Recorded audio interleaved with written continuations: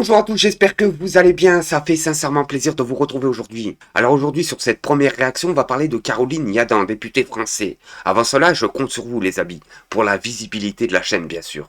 Un petit like, un petit commentaire, ça fait toujours plaisir. Et si t'es pas abonné, abonne-toi, c'est totalement gratuit. Sur ce les amis, alors il y a une multitude de raisons pour laquelle Caroline Yadan ne devrait plus être députée, mais son racelard grossier, c'est la principale. Matin, midi et soir, ces personnes-là parlent de l'islam. Matin, midi et soir, ils nous parlent de prière dans les écoles, de prière dans les vestiaires, alors que moi, personnellement, j'ai jamais vu ça. J'ai fait beaucoup de foot quand j'étais jeune, et j'ai jamais vu ça, les amis. Et moi, ce qui me dérange avec ces personnes-là, c'est qu'ils se battent pas pour le racisme en général, c'est qu'ils se battent toujours pour le même intérêt. Et ils attaquent toujours les mêmes personnes. L'immigration ou l'islam en général. Posez-vous la question, pourquoi les amis? Les prières dans les vestiaires, c'est courant et c'est admis. Des clubs ont des salles de prière, on les connaît. Il y en a qui prient dans les vestiaires, on le sait. D'autres qui demandent des salles de prière. 2-3 joueurs sont capables de s'arrêter en plein entraînement pour faire la prière. La neutralité dans le sport existe et qu'il faut absolument que l'État soit fort. Et ça concerne toutes les religions, religions, à la bien faire sûr. respecter. Toutes les religions. Voilà. On a parlé du carême.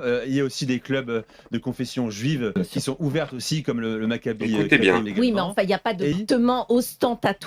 Ce qu'on a entendu et les déclarations, c'est sur l'islam. Une prière n'est pas forcément prosélyte. C'est ça qui est fou les amis, le présentateur TV lui explique toute religion est égaux et elle nous dit non non non, ce qui se passe en fait, grosso merdo, c'est l'islam qui fout la merde. C'est ça que moi j'entends dans mon oreille.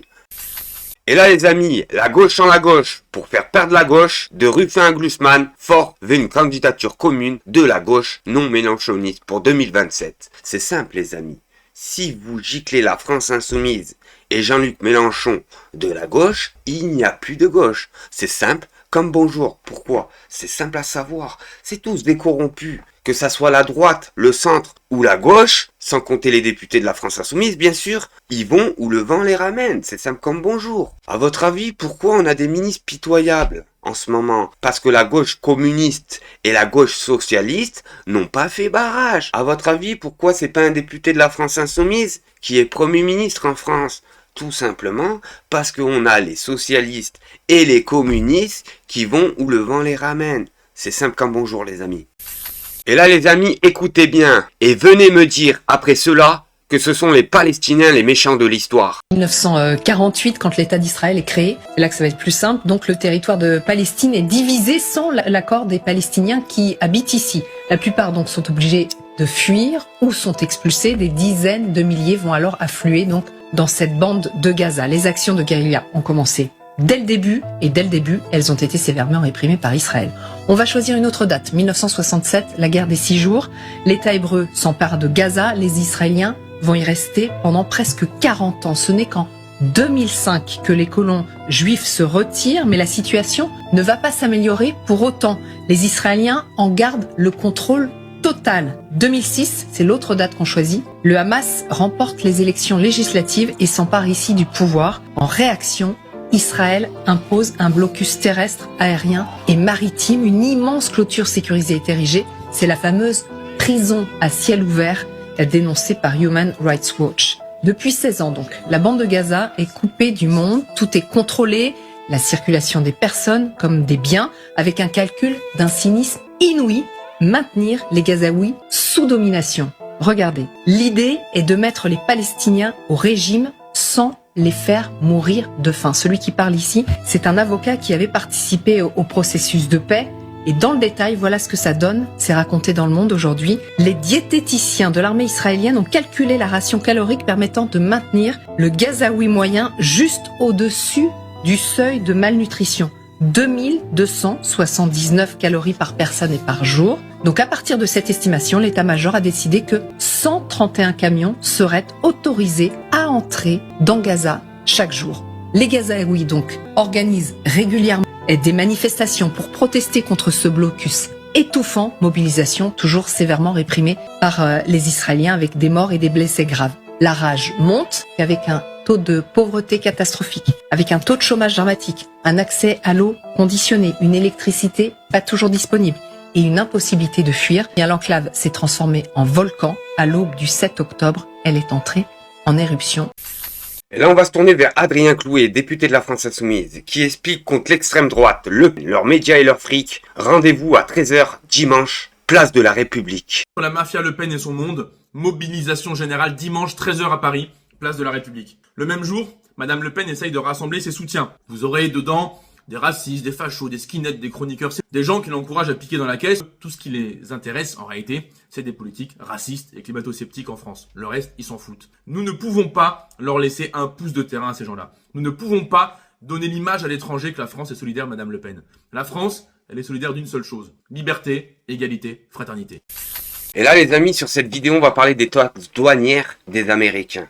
Qu'est-ce que ça va changer pour nous, Français? Nous, Européens. Vous allez voir, vous n'êtes pas prêts. Moi, je sais pas, on a un poids d'appui en France quand même. Combien de produits américains on a en France? Combien de produits? Je suis pas le seul à penser comme ça, les amis. Sur les réseaux sociaux, plusieurs dizaines de milliers d'internautes ont rejoint des groupes appelant au boycott des produits américains. Certains partagent des listes précises de marques concernées. Mais est-ce vraiment efficace? Mais bien sûr c'est efficace, bien sûr c'est efficace. Alors les Américains de leur côté peuvent nous taxer tous nos produits, je dis bien tous nos produits, que ça soit nos bouteilles de vin ou nos fromages, ils taxent tout. Votez péché mignon, peut-être soda ou ces céréales de célèbres marques américaines, mais serez-vous prêt à ne plus les acheter? Je serais prêt à boycotter, pourquoi pas, pour certaines marques américaines notamment, l'une des plus connues pour les sodas ou notamment pour les sauces. Répond un client à la sortie d'un supermarché dans le reportage de TF1, visible en tête d'article.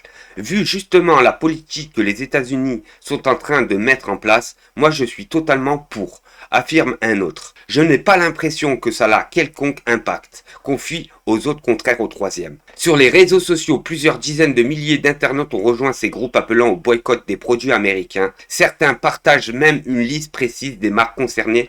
Parmi les posts, on peut lire par exemple, les consommateurs européens ont le pouvoir de boycotter les produits US. On appelle ça la réciprocité, ou encore, vous voulez un peu entendre votre mécontentement à l'Amérique de Trump. Bannissez les produits américains de votre course. M&M's, Pepsi, Ariel, 3 petits piens, fabriqués en France. Particulièrement dans le viseur de certains consommateurs, on trouve Elon Musk, fervent défenseur de Donald Trump et patron de Tesla depuis janvier. Les ventes du véhicule du constructeur américain ont été divisées par 2 en Europe. Mais est-il vraiment envisageable de bouder les produits américains? Pas vraiment. D'abord parce qu'ils sont omniprésents. Si l'on retirait par exemple les produits américains des rayons de boissons sans alcool, la moitié des articles disparaîtraient. Autre problème, parmi les produits de marque américaine que l'on consomme beaucoup sont fabriqués en France, comme on le voit sur la carte ci-dessous. Ah bah je suis désolé les amis, c'est quoi cette blague? Franchement c'est quoi cette blague? Tout ça parce que c'est construit en France, on peut pas boycotter. Non, non, non, non, non. Coca-Cola, la bouteille Coca-Cola, c'est la première qu'il faut boycotter. McDonald's, Quick, etc., etc. Il faut tous les boycotter sans exception. Parce que je vous le dis, on va pas s'en sortir sinon. Si d'un côté nous, ça nous boycotte, et nous on est là à mettre des gains et à boycotter des produits qui leur servent à rien, parce que vous allez voir sur le reportage que je vais vous faire montrer juste après, c'est catastrophique. On peut pas s'en sortir, c'est simple comme bonjour. Oui, tout dépend en fait de chaque produit. On va prendre pour commencer le secteur de l'automobile. Avec les taxes annoncées, les véhicules SUV assemblés aux États-Unis avec des pièces qui proviennent de l'étranger vont prendre environ 10 000 $ de plus. Pour certains véhicules électriques, ça va commencer à 15 000 $ de plus avec ces taxes. Et puis vous allez voir, pour certains véhicules qui sont plus coûteux, eh bien cette taxe, elle va faire grimper les prix encore jusqu'à 20 000 $. Alors si les taxes, elles sont répercutées directement sur le prix de vente, certaines estimations prévoient une chute des ventes de véhicules neufs jusqu'à 20% aux États-Unis. D'ailleurs, avant la mise en place des taxes, eh bien les ventes de véhicules ont bondi aux États-Unis. Le constructeur Hyundai, par exemple, a augmenté ses ventes de 13% en mars par rapport à un mois de référence. Et puis, 2 autres exemples de produits pour des montres suisses. La taxe est de 31%, ce qui fait un surcoût moyen de 6 000 à 15 000 $ par produit. Ça dépend bien sûr du prix de la montre. Et puis, pour un spiritueux, eh bien une bouteille passerait de 35 à 45 $. Et si l'Union européenne réplique, quels sont les secteurs qui pourraient être touchés, mais chez nous? On va voir ça ensemble. Alors la riposte, on l'a vu, est à l'étude. C'est la porte-parole du gouvernement, Sophie Primas, qui l'a évoqué aujourd'hui, et puis le président de la République. Parmi les pistes qui existent, il y a celle de la taxation des services américains, comme par exemple le stockage numérique. Un plan de stockage d'Apple, par exemple, à 120 € par an, passerait à 144 € par an, une augmentation de 24 €. Et puis si on prend un abonnement Netflix Premium, par exemple, eh bien c'est une augmentation de 4 € par mois. Alors ces simulations, elles valent bien sûr en cas de mesure réciproque et si l'entreprise répercute l'entièreté de cette taxe sur le consommateur. Oui, tout Ça c'est ce que je vous expliquais. On nous a pris pour des chèvres. On nous a pris pour des chèvres. C'est simple comme bonjour. On a des personnes qui gouvernent la France et qui gouvernent l'Europe et qui tremblent du genou devant Washington. Même quand nous on nous taxe tous nos produits dans toute l'Union européenne, eux ils peuvent même pas se permettre de faire la même chose avec leurs propres produits. C'est gravissime les amis. Et là les amis, quand je vous dis qu'on nous a tous pris pour des imbéciles, c'est pas pour rien. Nestlé a vendu de la vulgaire eau du robinet niveau qualité, mais au prix de l'eau minérale, avec la complicité de l'Élysée. Et ça, c'est gravissime. On ne peut pas dire impropre à la consommation comme cela. Ce qu'on peut dire avec certitude, c'est les choses suivantes. L'Élysée, Matignon, en tout cas dans le cadre d'un arbitrage interministériel, a décidé de ne pas suivre les recommandations du directeur général de la santé, qui avait adressé une note, un document dans lequel un certain nombre de recommandations étaient faites. Et donc, en effet, il y a eu un arbitrage qui a été pris à ce niveau-là, qui a été de valider un plan de Nestlé qui n'est pas conforme à la réglementation sur les eaux minérales,